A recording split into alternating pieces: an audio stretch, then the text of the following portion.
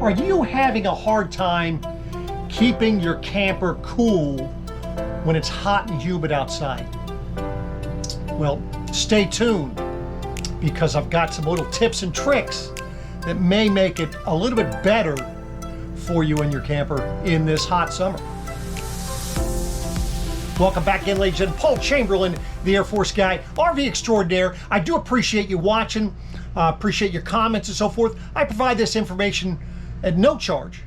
I like to go ahead and help people go out there and enjoy their campers and have memorable camping trips. So I do appreciate that. Like, subscribe to my channel, and please do comment. Let me know if this stuff is actually helping you. So now with campers, it is tough for them, especially if you're in full sun, staying cool in your camper. Now what I'm going to do is I'm going to show you how to go ahead and set your thermostat properly. Now the one I have the 𝚘𝚘𝚎 AC, and I have the 𝚘𝚘𝚎 thermostat. Pretty much all thermostats are going to have these same things that I'm going to be going over. Now I do realize that on the Furrion they have some they have a humidity setting and a couple other things, but for the most part, if you're able to do what I'm explaining to you, life should be a little bit more bearable in your camper. So let me take you over and show you the thermostat. So now it's off. The compressor will go off here in a second, and you see that goes off. So when you come over to your thermostat, the first thing you do, push the button, it's going to light up. Nothing's happening yet.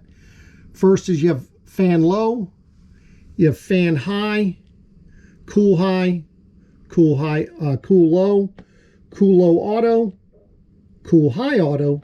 You'll have heat, and then you will have off. Now some of you might have an electric heat pump, and you'll show electric heat and then gas heat.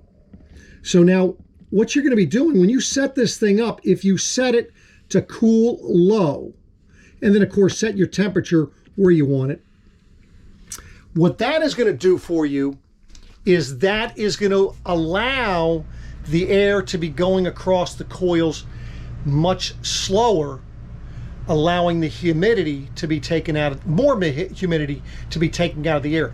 If you're having on a cold, cool high, it goes too fast and it's not going to cool down as much. Now, understand when I say you're going to be cooler with it running in low. I know that's probably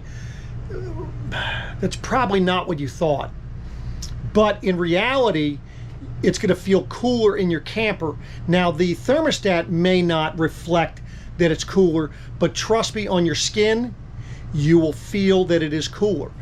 Now, the other thing I recommend you do is, and when we run it at night, we're running on cool high, not cool high auto. I never run my camper, my AC in auto. And the reason for that is you have too many dips and valleys.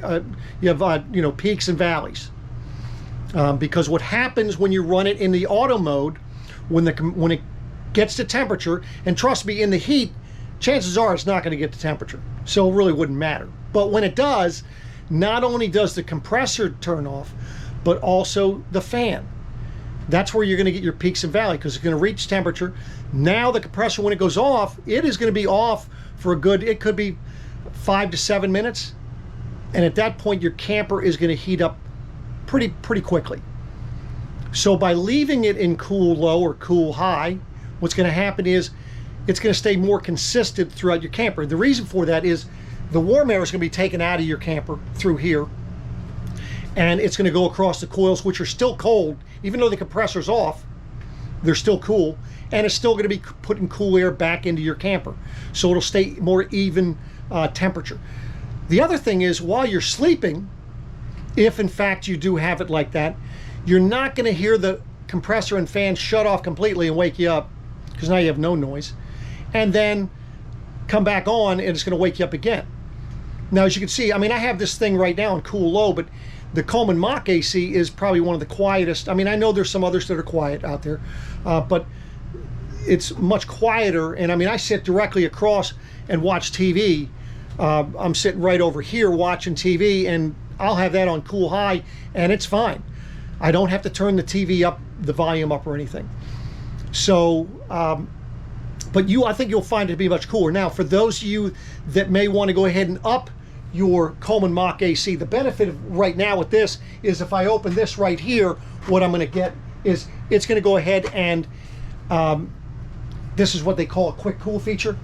But now, so they have this thing called an RV airflow that you can put up in there, which will actually put more air to your duct system, and that being allowing you to cool your camper down, and then it also makes that much quieter. So hopefully this helped you.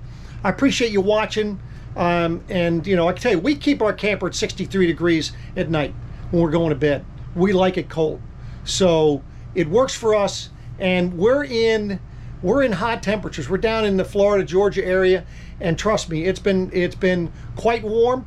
But I tell you, if I run both ACs and it's 95, 100 degrees outside, I can keep it at 70 degrees in this camper. If I'm just running this one AC, it's going to be about 76 to 78 degrees in the camper. But it's not hateful because of the airflow being on low. So I appreciate you watching, and I'll be back at you again soon. Take care.